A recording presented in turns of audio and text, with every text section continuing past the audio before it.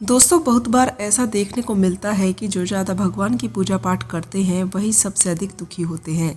जबकि कोई नास्तिक आदमी जो भगवान को नहीं मानता, कभी पूजा पाठ नहीं करता, कभी संतों का संग नहीं करता, वह सबसे अधिक सुखी जीवन जीता है। यही सब चीजें देखकर कभी कभी तो ऐसा लगता है कि भगवान ही गलत है, भगवान का न्याय ही गलत है। यह कोई कहानी नहीं, ऐसा हर किसी के साथ होता है। तो चलिए दोस्तों, आज मैं आपको इसी के पीछे का एक कारण बताती हूँ, आखिर क्यों भगवान को मानने वाला व्यक्ति सबसे ज़्यादा दुखी होता है। तो चलिए दोस्तों, विस्तार से इसको जानते हैं। राधे राधे दोस्तों, स्वागत है आपका अपने YouTube चैनल पर जिसका नाम है जस्ट फील इट। दोस्तों, एक गुरु के दो चेले थे, दोनों ही पढ़े लिखे विद्वान थे। दोनों में फर्क सिर्फ इतना था कि एक भगवान को मानने वाला था, दूसरा भगवान को न मानने वाला नास्तिक था। एक ऐसा था जहाँ पर भगवान की कथा होती, सत्संग होता या भजन होता रहता, वह दौड़कर चला जाता और भगवान की पूजा पाठ करने लग जाता। दूसरा शिष्य इन सभी चीजों से काफी दूर था। वह शराब मंदिरापान करता, वैश्याओं के साथ गमन करता, सारी बुरी आदतें दूसरे शिष्य में थी। एक दिन क्या होता है कि एक शिष्य शराब पीकर अनाप शनाप बोलते हुए रास्ते में पैदल चलता हुआ अपने घर को जा रहा था। अचानक उसको रास्ते में पैसों से भरा हुआ बैग मिल जाता है। उसकी खुशी का ठिकाना नहीं रहता। वह जोर जोर से चिल्लाते हुए सबको बताता है कि मुझे आज पैसों से भरी थैली मिल गई है, मेरा जीवन सफल हो गया है, इन पैसों से मैं अपने जीवन की आवश्यकताओं की पूर्ति करूंगा। वहीं दूसरा शिष्य मंदिर से भजन करते हुए अपने घर को जा रहा था। अचानक उसके पैर में एक बड़ी सी कील चुभ जाती है, रक्त निकलने लगता है। ठीक उसी समय दूसरा शिष्य भी वहीं पहुंच जाता है और हंसता हुआ उसको बोलने लगता है कि तुझे पूजा पाठ करने का क्या ही फल मिला, भगवान का भजन करते हो, क्या तुम्हारे भगवान ने तुम्हें क्या दिया है वो देखो। मैं कभी मंदिर नहीं गया, मैंने कभी कोई अच्छा काम नहीं किया, मेरे घर में भगवान का मंदिर तक नहीं है, मैंने आज तक अपने घर में कभी सत्यनारायण की कथा नहीं करवाई, भगवान के सामने कभी माथा नहीं टेका, फिर भी मैं कितना खुश और संपन्न हूँ, अमीर हूँ, मेरे पास पैसों की कोई कमी नहीं है, सबसे ज्यादा सुखी जीवन मैं ही जी रहा हूँ। अच्छे शिष्य को उसकी बातें चुभने लगी। दोस्तों, उसने मन ही मन विचार कर लिया, हाँ यह तो सच ही बोल रहा है, मैं कितनी पूजा पाठ करता हूँ, मैं कितना भगवान को याद करता हूँ, फिर भी मैं इतना दुखी हूँ, और वह कुछ नहीं करता, फिर भी वह कितना सुखी है। इतना सोचते हुए वह अपने गुरु के पास चला जाता है। दोस्तों, यही प्रश्न गुरु से करता है। गुरु जी मुस्कुराते हुए बोलते हैं कि भगवान जो करते हैं अच्छे के लिए ही करते हैं, जिसकी जैसी योग्यता है उसको उसी के अनुसार फल देते हैं। अब तुम्हारे प्रश्नों का उत्तर तुम ही जानते हो, भगवान ने तुम्हारे पैर में कील क्यों चुभाई और उसको पैसों से भरा बैग क्यों दिया। सुनो, तुमने पिछले जन्म में बहुत पाप किए हैं, इसलिए तुम्हारी आज मौत होने वाली थी। तुम बच गए क्योंकि तुम मंदिर से आ रहे थे, तुमने भगवान की पूजा की थी, यही एक कारण है कि तुम्हारी मौत न सिर्फ एक कील चुभ जाने में बदल गई। अब तुम्हारे मित्र की बात करते हैं। पूर्व जन्म में वो एक संत पुरुष थे, इसलिए आज उनकी किस्मत बदलने वाली थी, करोड़ों की संपत्ति का मालिक बनने वाला था, मगर इस जन्म में उसने कोई भी अच्छा काम नहीं किया, इसलिए पूर्व जन्म के फल के अनुसार उसको थोड़े ही पैसे मिले, जबकि वो अरबपति या खरबपति का मालिक बनने वाला था। भगवान को दोष देना छोड़ दो, अपने वर्तमान के समय का सदुपयोग करो, भविष्य अपने आप सुधर जाएगा। दोस्तों, सुख दुख हर किसी के जीवन में आता है, यह इस जन्म या पिछले जन्मों के कर्मों का फल है। दोस्तों, गीता का पूजा पाठ करने वाले भी इससे बच नहीं पाते। ज्यादा पूजा पाठ करने वाले लोग हमेशा परेशान क्यों रहते हैं। दोस्तों, आसक्ति पूर्ण और फल की इच्छा से परे किए गए कर्मों का फल अवश्य ही भोगना पड़ता है, या तो इस जन्म में या फिर अगले मानव जन्म में। यह भागवत नियम भगवान श्री कृष्ण ने अर्जुन को गीता में समझाया है और यही सनातन धर्म का एक बड़ा ही स्तंभ है। वह क्रियामान कर्म है। वर्तमान से पूर्व हमने जो कर्मों का संग्रह किया है, इस जन्म में तथा उससे पूर्व अन्य मानव जन्मों में, वो संचित कर्म कहलाते हैं।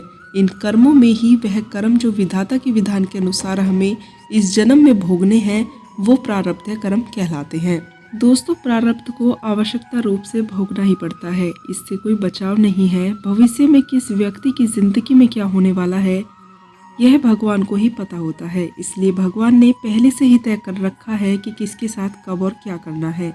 बहुत से हिंदू संतों का यही मत है कि ईशा धर्म अवागम के चक्र को तो नहीं मानता, परंतु मनुष्य के जीवन में क्या लिखा है, यह सब भगवान की किताब में लिखा होता है। किस इंसान की जिंदगी में वह धरती पर कल क्या आफत आने वाली है, यह सब किताब में लिखा हुआ है, भगवान ही करता है। दोस्तों, भगवान राम के पिता दशरथ और भगवान श्री कृष्ण के भांजे अभिमन्यु की मिसाल देते हैं। इनका समय आया तब इन्हें शरीर त्यागना पड़ा, स्वयं भगवान श्री कृष्ण भी इन्हें नहीं बचा पाए। यह मत मानने वाले बताते हैं कि सब कुछ पूर्ण निश्चित है। ईसा के जन्म से पहले ही मूसा और अन्य संतों ने बता दिया था कि मसीहा आएगा जो सूली पर चढ़ाया जाएगा और वह मरकर ही पुनः जी उठेगा। ऐसा ही हुआ। दोस्तों, हर त्रेता में राम व द्वापर में श्री कृष्ण अवतार होता ही है। रावण वध और महाभारत बार बार होती है। भगवान चाहे तो प्रारब्ध को टाल सकते हैं अपनी कृपा करके। दोस्तों, जिसने कर्म फल का विधान बना दिया वह कृपा करे तो प्रारब्ध टल सकता है। इसके अनुसार भगवान के अलावा अन्य कोई प्रारब्ध को नहीं टाल सकता। कोई भी देहधारी तप विद्या योग बुद्धि और धर्म स्वयं की या दूसरे की शक्ति से भगवान के विधान को नहीं टाल सकता। यह दूसरा मत है कि अपने सामर्थ्य में कहते हैं कि श्री कृष्ण अपने गुरु पुत्र को यमलोक से वापस ले आए थे और जब लाए तब उन्होंने यमराज से कहा था कि कर्म बंधन के कारण आपकी लोक में मेरे गुरु का पुत्र लाया गया है, तुम मेरी आज्ञा स्वीकार करो और उनके कर्मों पर ध्यान न देकर उसे मेरे पास ले आओ। आगे भागवत में श्री कृष्ण अपने और अपने भक्तों के बारे में बताते हैं कि वह अपने भक्तों का धन धीरे धीरे छीन लेते हैं ताकि उनके भक्त धन का आश्रय छोड़ दें और पूर्ण रूप से उनके ऊपर ही आश्रित रहे। यह धन उसे प्रारब्ध और पुरुषार्थ से मिला होता है। इस धन को छीनना प्रारब्ध बदलना है। दोस्तों, इन दोनों दृष्टांतों से तथा मार्कंडेय जिनकी मृत्यु टली थी उनके जीवन में ऐसा प्रतीत होता है कि भगवान कर्मफल भी समाप्त करते हैं।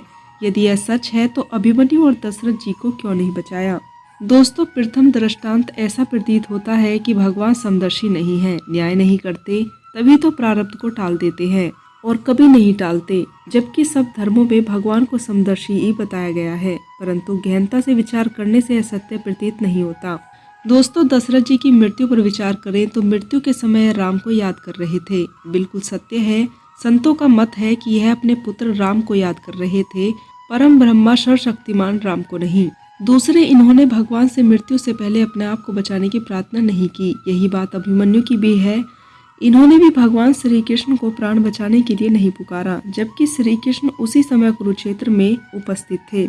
इसके विपरीत कृष्ण के गुरु ने श्री कृष्ण से गुरु दक्षिणा में अपने मरे हुए पुत्र को वापस मांगा था। इस प्रकार जब उत्तरा के गर्भ में परीक्षित को अश्वत्थामा ने मार दिया तब श्री कृष्ण से प्रार्थना की गई कि वह पांडवों के कुल की रक्षा करें, गर्भ की रक्षा करें और प्रार्थना करने पर ही उन्होंने रक्षा की। इसी परीक्षित को जब तक्षक सांप ने डस लिया था तब रक्षा के लिए श्री कृष्ण को नहीं पुकारा गया, इसलिए वह नहीं आए। यह अलग बात है कि राजा परीक्षित को मोक्ष प्राप्त हुआ तथा श्री कृष्ण लीला समेत स्वधाम जा चुके थे। यदि जीवन भर किसी ने भगवान की भक्ति नहीं की, शरण ग्रहण नहीं की, परंतु आपत्ति पड़ने पर उन्हें पुकार रहा है, तो क्या भगवान उनकी पुकार सुनेंगे? इसमें संशय प्रतीत होता है। परंतु भगवान हम लोगों जैसे नहीं है। वो इतने दयालु हैं कि ऐसे व्यक्तियों की प्रार्थना भी सुनते हैं। गीता में श्री कृष्ण इस प्रकार के भक्तों को भी उदार बताते हैं। कोई भी परिस्थिति हो, चाहे मृत्यु ही क्यों न हो, भगवान उसे मिटा सकते हैं। परंतु इसका यह अभिप्राय नहीं है कि आगे जीवन में उनको परिस्थितियां नहीं आएंगी या मृत्यु नहीं आएगी। शरीर और संसार नित्य परिवर्तनशील है। अच्छी और बुरी परिस्थितियां तो आएंगी ही, मृत्यु भी आएगी। दोस्तों, परीक्षित ने एक दिन शरीर को छोड़ ही दिया। द्रौपदी चीरहरण से तो बच गई, परंतु अगले आने वाले जीवन में द्रौपदी ने भी दुखों को देखा। जो संत भगवान को प्राप्त कर चुके हैं उन्होंने हमें सीख दी है कि भगवान से नृत्य वस्तु या परिस्थिति न मांगे। भगवान से तो उनका प्रेम और भक्ति ही मांगी जाती है। भक्ति मिलने के बाद तो भगवान भी हमारी चरण धूल के लिए तरसते हैं। यही कारण है कि अभिमन्यु ने युद्ध भूमि में अपनी जीवन रक्षा के लिए मामा कृष्ण को नहीं पुकारा था। यहाँ तक कि अर्जुन के आग्रह पर भगवान श्री कृष्ण द्वारा बुलाए जाने पर पुनः उन्हीं के शरीर को जीवित करने को भी स्वीकार कर लिया था। दोस्तों, नारद जी ने जीवात्मा को बुलाया तो उसने चित्रकेतु को पिता मानने से इनकार कर दिया। सर्पदंश से बचने के लिए राजा परीक्षित ने भगवान से याचना तक नहीं की। दोस्तों, इसके विपरीत सुखदेव जी से भागवत सुनकर शांतिपूर्ण स्वच्छता से शरीर त्याग कर अवागम से अवकाश पाया।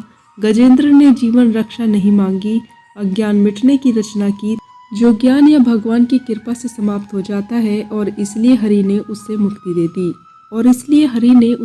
दे दी। दोस्तों, निष्कर्षण यह है कि भगवान के लिए सब समर्थ है, सब पदार्थ देने वाले, सब मनोरथ पूर्ण करने वाले हैं। लिहाजा प्रारब्ध टाल सकते हैं, परंतु नाशवान वस्तु, व्यक्ति या परिस्थिति मांगने से क्या फायदा। धन क्या मांगना, एक दिन समाप्त हो ही जाएगा। मृत्यु को क्या टालना, वह तो फिर भी आएगी। समझदारी यही है कि भगवान से कुछ न मांगे, घोर विपत्ति आने पर भी उसे भोगे, भगवान का प्रसाद समझकर भगवान से भक्ति मांगे, उनका प्रेम मांगे, उनका धाम मांगे और हमेशा जन्म मरण के इस चक्र से छुटकारा पाए। दोस्तों, सबसे ऊंची सीख हमें यीशु से मिलती है। उन्हें ज्ञान था कि उन्हें सूली पर चढ़ाया जाएगा। इसे टालने के लिए उन्होंने प्रभु से प्रार्थना की, परंतु प्रार्थना में प्रभु से यही कहा कि जो आपकी इच्छा हो वैसा ही हो, मेरी इच्छा के अनुसार नहीं। दोस्तों, ईश्वर अपने भक्तों को कभी उदास नहीं देख सकते और वह नहीं चाहते कि दूसरे उन्हें परेशान करें, उन्हें हानि पहुंचाए। इसलिए भगवान अपने भक्तों को अकेला रहने की शक्ति देते हैं ताकि वह हर परिस्थिति में डरकर सामना करें। दोस्तों, अगर आप ईश्वर की पूजा कर रहे हैं तो उनकी पूजा में कभी गलती ना करें। कभी कभी ऐसा होता है कि हम कई बार पूजा पाठ करने के दौरान छोटी छोटी गलतियां कर देते हैं, जिससे हमें मुश्किलों का सामना करना पड़ता है। लेकिन भगवान कभी भक्त का नियम नहीं देखते कि वह किसी विधि या नियम से पूजा कर रहा है। वह तो बस यही चाहते हैं कि भक्त श्रद्धा से उनको याद करे। ईश्वर एक शक्ति और भाव है। उसी इंसान पर ईश्वर की कृपा होती है जो सरल श्रद्धा और अपतत्व का जीवन जीते हैं। दोस्तों, भगवान आपकी मदद तभी करते हैं जब आप खुद अपनी मदद करते हैं, यानी सही दिशा में कर्म करते हैं। इसलिए नास्तिक लोग आस्तिक लोगों से ज्यादा सुखी रहते हैं।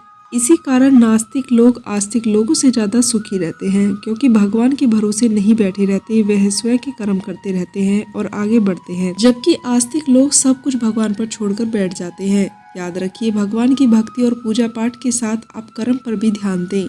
आप सही दिशा में कर्म करेंगे तो भगवान आपको उनको पाने में मदद करेगा। लेकिन बैठे बैठे वह चीजें तो भगवान आपको नहीं देगा। इसलिए कर्म करो और साथ ही भगवान की भक्ति भी करो। फिर आप देखिए कि कितनी जल्दी आप सफलता की ऊंचाइयों को प्राप्त करते हैं।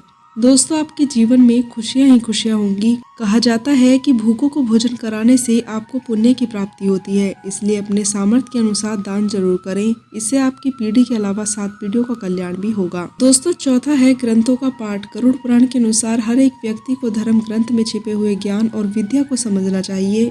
आप उच्च व्यवहारिक शिक्षा के साथ साथ धर्म कर्म का ज्ञान भी रखें। चिंतन, तप, ध्यान या चिंतन आदि करने से आपका मन शांत रहेगा, क्रोध दूर रहेगा। इससे घर पर सुख शांति बनी रहेगी। दोस्तों, आपको पूजा पाठ की यह जानकारी कैसी लगी? अगर आपको यह जानकारी पसंद आई हो तो चैनल से जुड़े रहने के लिए चैनल को सब्सक्राइब करें और मोटिवेट करने के लिए वीडियो को लाइक करें। तो दोस्तों, मिलती हूँ श्री कृष्ण के अन्य उपदेशों के साथ। तब तक के लिए आप लोग अपना ध्यान रखें, खुश रहें।